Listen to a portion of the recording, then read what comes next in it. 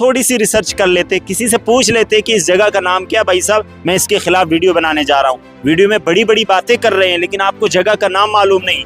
समरोली को भी सरमौली बोल रहे हैं। अभी हम जिला उधमपुर के मदरसा तालीमुद्दीन समरोली में मौजूद हैं। चंद दिन पहले एक शख्स ने वीडियो बनाई और काफ़ी वायरल हुई, काफ़ी लोगों ने उसे देखा। नरसुनाला जो मदरसा है वहाँ पर आकर वीडियो बनाता है कि हम यहाँ पर आते हैं, मैं 20 साल से आ रहा हूँ, यहाँ पर ये चंदा करते हैं और इन्होंने मदरसा बनाया, मस्जिद बनाई, लेकिन यहाँ के वाशरूम देखें आप कितने गंदे हैं, यहाँ कितनी गंदगी है, सफाई बिल्कुल नहीं है। उसने सवालात खड़े किए मदरसा इंतज़ामिया पर, मस्जिद इंतज़ामिया पर। उसकी बातों में कुछ पॉजिटिव चीज़ें थी, लेकिन सबसे बड़ी नेगेटिव चीज़ ये थी कि उसको पता ही नहीं था उस जगह का नाम क्या है।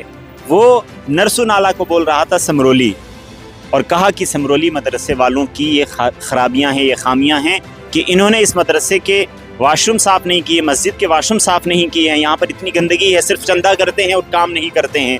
ये देखिए जी, हमारे सरमूली इलाके में जब श्रीनगर से जम्मू जाते हैं, सरमूली में हम रुकते हैं चाय पीने के लिए। वाशरूम देखिए, इंसान यहाँ पे इबादत करने आता है, यहाँ पे इंसान रुकता है चाय पीने के लिए, नमाज पढ़ने के लिए। सरमूली में हूँ इस वक्त, मगर बहुत ही अफसोस की बात है कि वॉशरूम इतने गंदे हैं, इतने गलीज हैं, यू कैनॉट इमेजिन।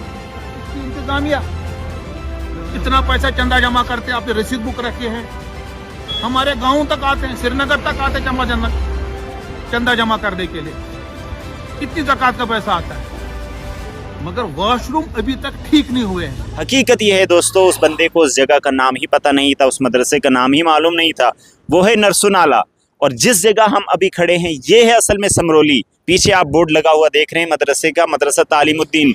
इस मदरसे को चलाने के लिए बड़ी मेहनत कर रहे हैं, बच्चों के लिए बड़ी मेहनत कर रहे हैं। मदरसे में सफाई सुथराई का पूरा इंतज़ाम रखा है, खूबसूरत मस्जिद बनाई है, खूबसूरत ग्राउंड है, मदरसे की आलीशान इन्होंने बिल्डिंग तामीर की है। उसके बाद सफाई सुथराई वाले वाशरूम आपको नज़र आएंगे, और उसके बाद इल्ज़ाम लग जाता है इन पर, यानी मदरसा तालीमुद्दीन समरोली वालों पर, क्योंकि उस शख्स ने वीडियो में क्या कहा कि समरोली का हाल ये है। हकीकत ये है कि वो था नरसुनाला, उसको वह जगह का नाम नहीं मालूम, उसको जगह का नाम याद नहीं था, तो इल्ज़ाम ठहराया इन पर। अब मैं यहाँ पर आया तो देखा मदरसे में अच्छी सफाई है, वाशरूम बड़े अच्छे हैं। मैंने इनसे बात की, उस वीडियो का हवाला भी दिया, मैंने भी उस वीडियो को देखा था।